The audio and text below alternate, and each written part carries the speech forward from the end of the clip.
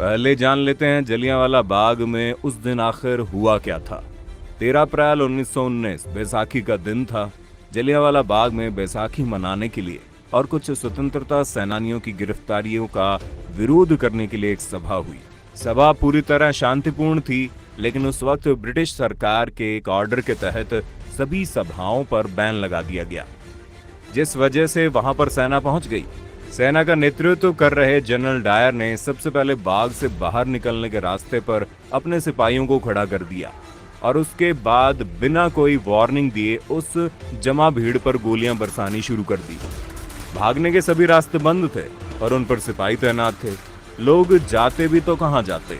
कुछ लोगों ने अपनी जान बचाने के लिए एक कुएं में छलांग लगा दी, लेकिन अंग्रेजी हुकूमत तो बर्बरता पर उतर आई थी और उसने उन लोगों को भी नहीं बख्शा और उन लोगों के ऊपर मरी हुई लाशों को फेंक दिया ताकि कुएं में दम घुटने से उनकी भी मौत हो जाए।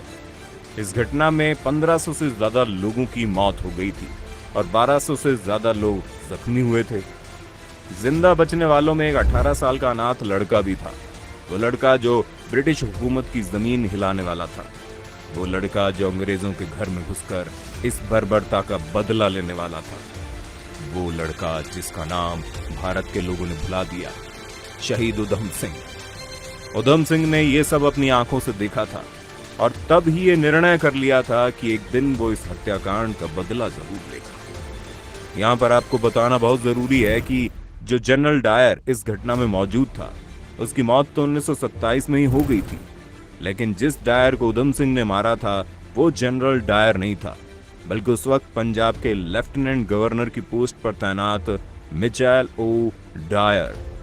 मिचेल और डायर के इशारे पर ही जनरल डायर को इन लोगों पर गोली चलाने के लिए कहा गया था। दोनों डायर में थोड़ा सा फर्क समझ लीजिए। पहला डायर जो जनरल डायर था, जिसे अमृतसर का कसाई कहा गया, वो था जनरल रेजिनॉल्ड डायर, जो पंजाब में पैदा हुआ था और जलियांवाला बाग हत्याकांड में वही मौजूद था और सैन्य टुकड़ी को लीड कर रहा था।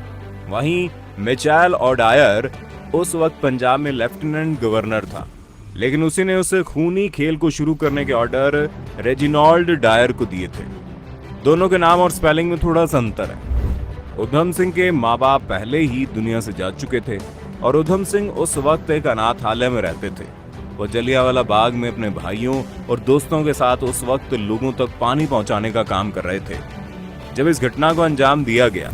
कहते हैं हमारे देश के एक और अमर शहीद आजम भगत सिंह को भी अंग्रेजी हुकूमत के खिलाफ बगावत की जंग में उतारने वाली घटना ये जलियांवाला बाग ही थी। इस घटना के बाद भगत सिंह भी यहाँ पहुंचे थे और वो यहाँ से मिट्टी उठाकर घर ले आए थे।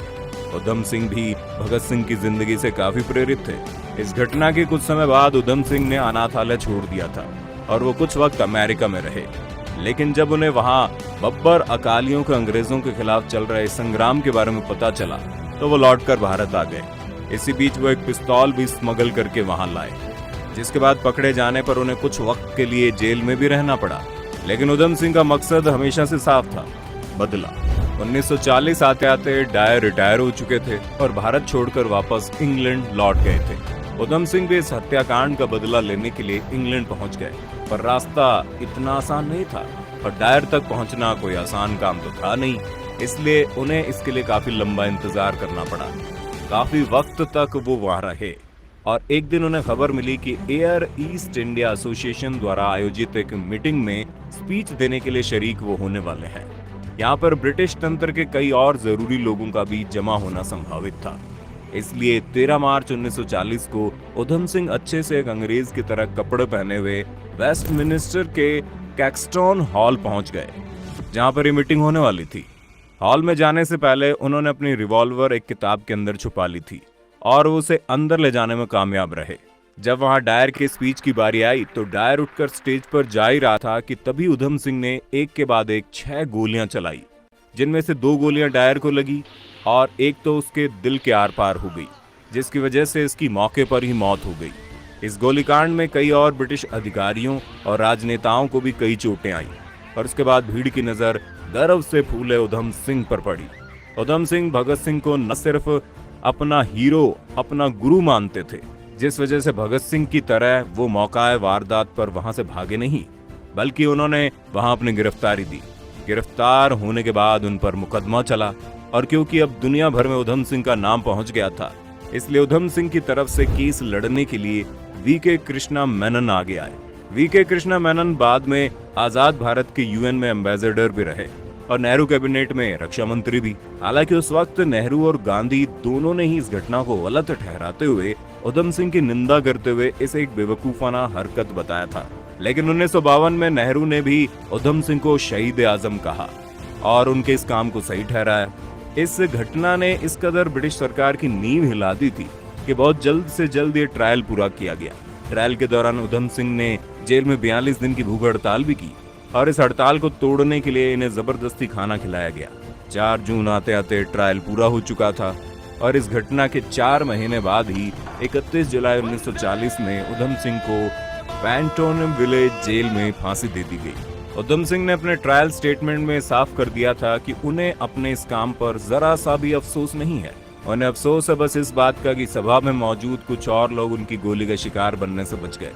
उधम सिंह ने आगे ये भी कहा कि जब बचपन में उनके माता पिता का देहांत हो गया था तो वो और किसके लिए जीते।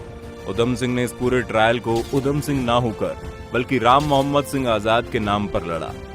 इससे वो ये संदेश देना चाह रहे थे कि वो केवल एक सिख नहीं बल्कि सच्चे भारतीय हैं और भारत के विभिन्न धर्मों के लोग अंग्रेजों के खिलाफ इस लड़ाई में उनके साथ है। ऐसे थे उधम सिंह जिनके अंदर ना कोई धार्मिक द्वेष था, ना किसी बड़ी राजनीतिक पार्टी का लीडर बनने की ख्वाहिश। उन्हें बस अपने देश की सेवा करनी थी और देश की सेवा उन्होंने भरपूर की। उनके अवशेषों को 1970 के दशक में वहां से भारत लाया गया, जिसके बाद उसका कुछ हिस्सा पंजाब की सतलुज नदी में बहा दिया गया और कुछ हिस्सा आज भी उसी जलियांवाला बाग में रखा गया है, जिसकी लाल मिट्टी शायद उधम सिंह की राख से पहली बार ठंडी हुई होगी। हम अक्सर आज भी इस दुनिया में गांधी जयंती और 15 अगस्त की छुट्टी में ऐसे अमर सपूतों को याद करना भूल जाते हैं। ये वो लोग हैं जिन्होंने हंसते हंसते अपनी जान दे दी थी ताकि हम लोग आज एक आजाद नागरिक की तरह जी सके। इसलिए हमारा इतना तो फर्ज बनता ही है कि हम इन्हें याद रखें और आने वाली पीढ़ियों को भी इनकी गौरव गाथा सुनाएं।